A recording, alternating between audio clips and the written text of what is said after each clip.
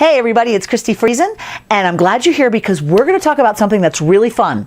It's called Sgraffito, and it is a technique for scratching through to create a design. It's been around for a very, very long time. It's been used on surface decorations for buildings in the classical and medieval times. It's been used on pottery for ages and ages. Anytime there is a design where you scratch through one surface to reveal the color underneath, that's a Sgraffito technique. You might remember it from kindergarten when you colored with a bunch of coloring colors and then put your black paint on top and then scratch through it and the little rainbow designs appeared. Same idea.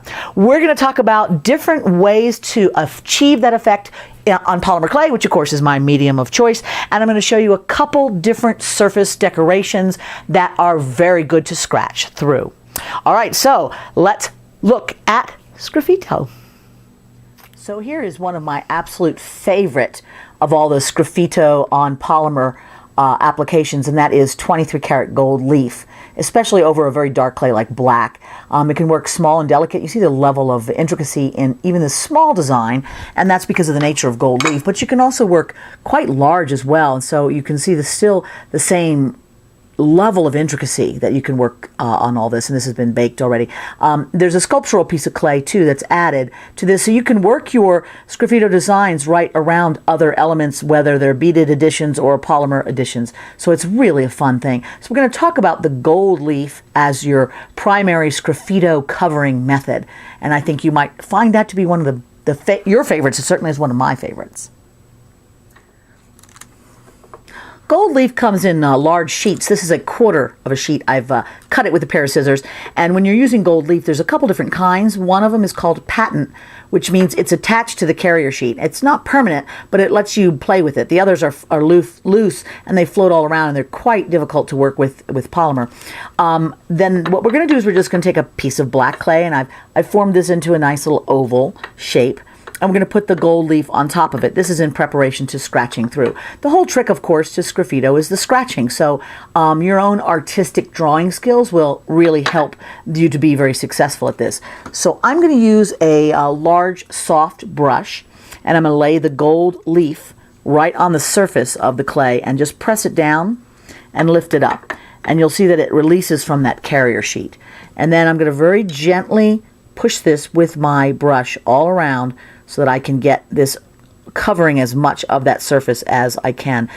The funny thing about gold leaf is it doesn't like to be in layers. If something's covered with leaf already, see how difficult it is to get it covered, especially with something that's wrinkled already. I usually save those little bits on a scrap of clay so that I can use them later. Ideally another piece of black, but I got silver, so that's fine. And these big pieces, if I have too big of a piece, I might be able to use that to cover any little gaps. Let me grab a tool here and just lay that over the area where there is a gap. It's important to try to use the leaf. You see now, that'll go right over because it's not wrinkled. But the parts that are wrinkled don't really attach. So you just kind of have to play with it and see what you can do. So it's nice to try and cover the whole piece at one go if you're able to. And I am just trying to preserve these little bits because I don't need to see them around the back side. And I'm also using this nice brush so that I'm not pulling it. You don't want crackle with this. Now, a lot of times we're using gold leaf to create crackle, which is a nice technique, but that's not the one we're interested in here, because crackle just means that you're letting some of the clay show through. And when you do that, then that's going to interfere with any of the lines that you do for the Sgraffito. So apparently that little bit right there does not want to be covered. That's okay. And this either. So sometimes that happens. So since the Sgraffito method is a kind of a loose drawing style, it's okay if you have gaps because they will just fit in with what you've got going on. If that really bothers you, then you can scratch through that area and apply another piece of gold on there. And I'm being very careful about like pressing because see, each time I do that, there's tiny little minute cracks that form in there. So before we get ready to scratch through this, let me tell you a thing or two about the material that we're using, the gold leaf. This is 23 karat gold leaf, and it is absolutely the best thing to use when working with Sgraffito if you want a really wonderfully creamy finish. I mean, this gold is just so creamy and buttery since it's almost pure, and it is very malleable, so when you scratch through it, it's going to give very well and not create a whole bunch of the little cracks and crevices that make it very rough looking. You can use pure fine silver leaf as well. but silver is not as malleable as a metal as gold is. So therefore, when you do the scratchings, you're going to have much larger cracks. They're going to be a lot less fine and delicate. So you're best to use more large geometric shapes or something with that. All right, so we got our gold on there. You also can use a little bit of gold powder if you want to touch up this piece. And that gold mica powder, I should say, will kind of cover in some of the little cracks and crevices if that is interesting to you. Now we're going to talk about what tools to use. This is my weapon of choice. This is the Wow It's Awesome tool. And if you can see, it has got let me get it close so it can focus on that. It's got a really small little claw-like end there, and I think camera's having a little hard time focusing, I'm sorry. But the nice thing about this claw is when I scratch through, it's going to drag a little furrow with it. And for some reason that works really well. You can also use anything that's got like a little bit of a point on it. You can use a needle tool, of course. I don't like that as much. I don't know why. I can't seem to control it as effectively as I can with my Wow It's Awesome claw. And you could use an X-Acto knife, but that's usually too fine of a line. You need to actually expose some of the black clay underneath or you won't see the design. So that's kind of your call how you want to do that, but I recommend this tool. It's fabulous. By the way, if you're having trouble getting gold leaf, you can buy it in 25-page books, usually from any online craft supply type store. I do carry it on my website, christifriesen.com, in two sheet packs. So it's like $10 for 2 sheets because I know that we don't always want that much. And as you saw, I used 1/4 of a sheet on this particular thing, which will become a brooch or a pendant. So you want to minimize how much waste you have. And I was a little more wasteful than I would normally be, but I try to save those little scraps for use in other things. But you don't always need a whole bunch. So if you just want to experiment with a thing or two, I have a little fun little packet of the gold foil with this tool, and it's called the Sgraffito supply set or something like that. It's a nice way to kind of see what you like, but if you like it, then definitely buying in bulk is going to give you a little bit better pricing. Alrighty, so we've got our little scratch through tool, and I'm just going to kind of freeform something here. Maybe we'll do just like a little turtley looking design. So I'm just going to scratch through, and you see how I'm using a light touch and it's scratching. Now that builds up a little gunk on the tip of my tool, so I usually have some clay handy that I can, as I'm dragging it, I can drop off those little excesses. I tend to do shorter strokes. I can use my finger if something is sticking up where I don't want it to, but what that will do is it'll let that black show through, and the deeper you push your tool, the more you're going to see the black underneath. But it does crackle as it goes, so you want to pick up all that rough stuff and make sure that it's not getting in your way. So we're going to make this a sort of little sea turtle. I'm not going to go a big full thing here, just give you a quick little hint. Because one of the most important things, in my opinion, about this technique, and it's a very old technique, it's been around a long time, as you know, is the contrast between the lines and the background. If I do just the lines like this, I think that's kind of a nice look. But when I start adding like black details all around, it really makes it pop. So what I mean by that is, okay, I've made my design here, and now I can add whatever I want to the back. I could put some flowers or some scales or whatever. But if I come back with my tool now and I start scratching around the design, so see I'm doing light little strokes. See if I can get this a little closer, you can see it a little bit better. I'm doing light little strokes here, and what that's going to do is it's going to differentiate the background from all this gold, and then it lets the gold really pop. And you can see the design so much better when that happens. So I'm going to keep on going just in one little section so you can kind of see what's going on. And you can make designs, since this is a turtle, maybe it's got little bubbly bits in here. Anything where it sticks up too much, just pull that away and see what we've got going on here.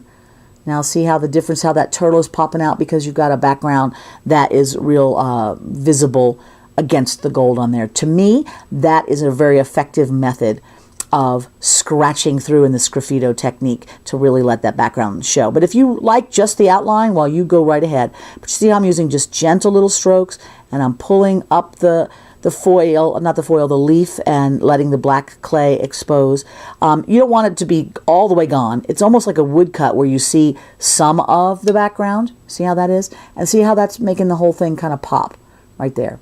All right, so that is, in essence, the whole trick to it. You're putting a surface something on the clay that you can scratch through. The clay underneath needs to be moist so that surface gets scratched through and reveals the clay underneath. That's why the darker clay underneath is often best if you're doing something representational. You want it to look like something. If you're just doing patterns or whatever, then of course you can go in any direction that amuses you. All right, I want you to look at that for a minute, and then we're going to talk about adding a little bit of powders to bring the color up. Okay, I am ready for powders. What I'm using here are some powders, as you can see, from my little Surface Effects kits, which is an assortment of 5 different types of powder. Most of them are mica powders or chalk powders and some other things. And I'm using a really tiny little brush. And what I want to do, let's get this where I can actually play with it, is I want to just get this in the areas where I think it would look nice. The first thing I'm going to do is use this dark blue powder. And this dark blue powder is from the Superheroes set. It's just a really dark blue pigment powder, and I love it because look at how intense that makes the area around the turtle, that blue. So it doesn't conflict with what's going on, but it really kind of makes him stand out. So I'm going to add just a little bit more around here. And the nice thing is, you put powder and you suddenly kind of go, regrets. Then all you have to do is scratch through again, and you'll re-expose the surface of the clay back to black. And if you suddenly go, shoot, I really could have wanted more gold there, you just add more gold. So now see what we've got? We've got lots of the blue around him, which is nice. I'm going to blow away the excess. Don't do that in your face or your friend's face because, you know, no good. So now I've got some green, and I want to put some green maybe just in turtly areas. Like I said, it doesn't stick to the gold, but it does kind of give it a little bit of a tint. So I'm going to put just a touch here and there. The point is not to cover up all the black, because the black is where your design is coming from. So if you cover all of that, then you have no more design. So that would be silly. But it can give you a little bit more color if that's what you want. And, you know, I do sometimes. All right, now see, I have a little bit there where I didn't really want it to be, back by the back leg and the tail. So I'm just going to come back with my tool and scratch away, and bye-bye. So that gives me a little. If I wanted more green in there, then the best thing to do would be to go back with your scratch tool and expose more of the clay so more of the green would show. All right, blowing that away. And this is what we have so far. And I'll just put a little bit of a pink in the flower because, you know, pink. So I'm going to put just a hair, and that doesn't look like just a hair, but once that's blown away, and I'll take my bigger brush and sweep the extra off the surface, and you can kind of see what we have now. So there we have a cute little turtle dude, and he's got it's a very good example of the whole Sgraffito effect where it's scratched through and is ready to be put in the oven and baked at your normal temperature. So yippee skippy, right? Pretty fun. Foil. Okay, there's a lot of imitation metal leaf out there, and they also can work with this Sgraffito method. I'm going to make like a little square block out of it, and you can see what I've got here. I find that because of the shininess of this surface, it's a little distracting when you try to do a design. There's a lot of glare from the foil itself. It still can be used, but it's not going to be as effective as all one solid color or something like gold, which is shiny but not glary. However, we can still use it, and it especially is great for abstract shapes. Okay, so first of all, what I'm using is a little snippet of a foil. This is Lisa Pavelka's foils. It comes in a lot of different colors. My experience, the solid colors or the rainbow are really good. And what you're going to do is you're going to lay it. You notice that I laid it with the color up. That's because it's a clear carrier sheet and the color is actually underneath that, so we have to rub to transfer that foil onto the surface of the clay, then we'll peel off the carrier sheet. This is done with friction. So I find one of the best methods that works for me, and people do it differently, is to get a little piece of paper, deli sheet, or just a little piece of cardstock, something that you can work with, and you're just going to rub it really firmly back and forth. And what I'm trying to do is build up just the slightest bit of heat and friction, because the friction is what is going to cause it to heat up ever so slightly, so that when I grab a corner and flick, you see how that leaves it all on the surface there. Now this stuff crackles really easily. It's also rather prone to picking up little bits and pieces of air molecules or whatever the heck's going on in there, so it has bubbles in it. But since we're going to just be scratching through, that's not a big deal. So I'm just going to do some little scratches, and you see how the surface wants to immediately start crackling. So that's why it's difficult if you're going to use any kind of recognizable pattern, because it really fights your eye to see what's going on. But anything where you just want to have a little fun scratch through stuff, that's neat. And this can be a kind of a nifty little pattern for a bead. So here I've made some kind of random squiggles. It's sort of like very nervous balloons going on in there. And what I'm going to do with that sucker is, let's just cut a little bit of this away. And save those scraps again, because, you know, they're useful for things. Even if it crackles, it's kind of fun. But what I want to do is make kind of a square bead out of it. So I've got another bit of clay here. I'll very carefully pick this up because, again, I'm trying to minimize the crackle. And you can see already that you get a completely different thing going on here. But if I just lay this on the surface, press ever so slightly to attach, and then cut this into a nice square bead shape, hole through it, then I can have a fun little chunky bead. And it shows you what the surface here is. It's got that scratch through design there. I think you can see it. It makes kind of a fun thing. And you can experiment with different shapes and whatnot. But the more you pull on this thing, the more difficult it's going to be to retain that. Now, you could also make the shape first, put the foil on, and before you scratch through. That works as well. Sometimes the edges get a little weird. But, hey, if you're experimenting with it, you'll come up with something fun. All right. There's that one. Shall we explore one last one, which is really fun when you want to add color, and that is using the Sgraffito method on Inca Gold. All right, so here's the last one we're going to play with, and this is using Inca Gold, which is a kind of a mica paste that would go on the surface. This is partially done. So you can see over here, I've started to do the scratch through. Here's where we started. I'm going to walk you through that process, but I wanted you to see what we're talking about here. And it's a very interesting way to incorporate color into your Sgraffito ideas. Inca Gold is thus. It is just a nice little powdery mica powder, I guess you would say, paste. And you can see how rich and gooey it is. It feels like Gilder's paste, kind of, only really creamy. And it will get onto the surface of the clay. And the idea is to take a piece of clay and kind of figure out what your design is going to be, get the main areas blocked in with the color, let it dry a little bit. It doesn't have to be perfectly dry, but it should be dry enough so that you can scratch through without it being gooey, and then just go to town on it. So what I've got, first of all, to prep it is I've got a piece of clay. I've just laid it on my little tile. I like to work on tile, by the way, because that keeps the clay really sturdy. It's not going anywhere. It's not, flipping around. If it's on a piece of paper that can wander around, it's staying where it is. So that way, when you scratch, you can make all those scratches really count. And obviously, you've seen that I've used tools that are stainless steel. That is the preference in doing this method. Now, I've just got a toothbrush, and I'm going to go through and scratch the surface of this back and forth, just kind of, and you can go in a pattern or whatever. But I just wanted to kind of make this have a little bit of a tooth, so it will grab the paint nicely, the putty. I keep saying putty, I mean the paste real well. So get that prepped. Now I want to kind of sketch out what I have in mind. What am I going to do here?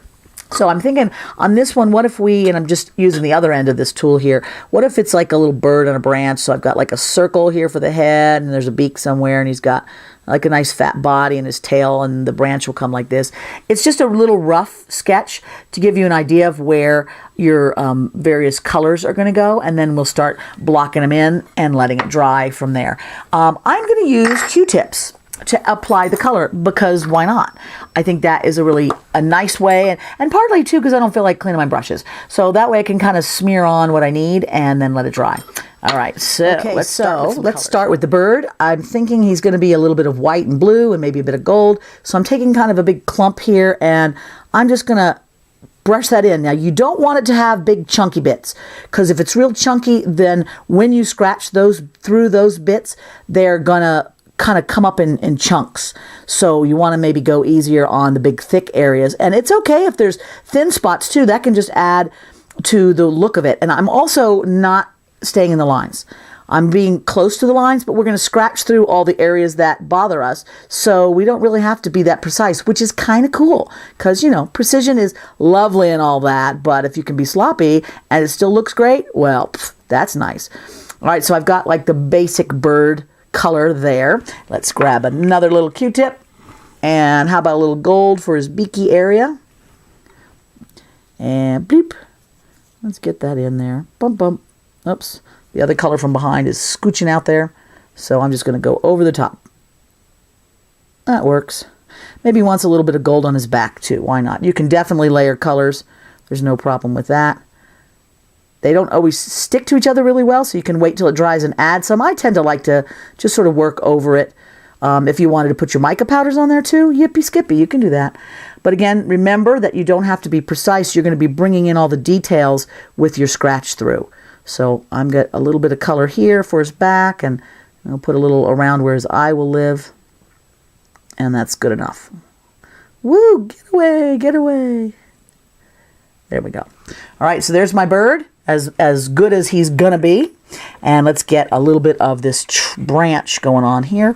So I'm thinking that he is going to be on his branch, and then he's going to have some leaves coming off of that. So he's tropical dude, so we'll pull those here. And again, see how I'm not being real precise with that. I just want the idea of where they're going to be, and we will drag through all of the details later. Now you can add even more below there if he's like in a full-on jungle and you want background, you want the green to show through. Go right ahead, not a problem at all.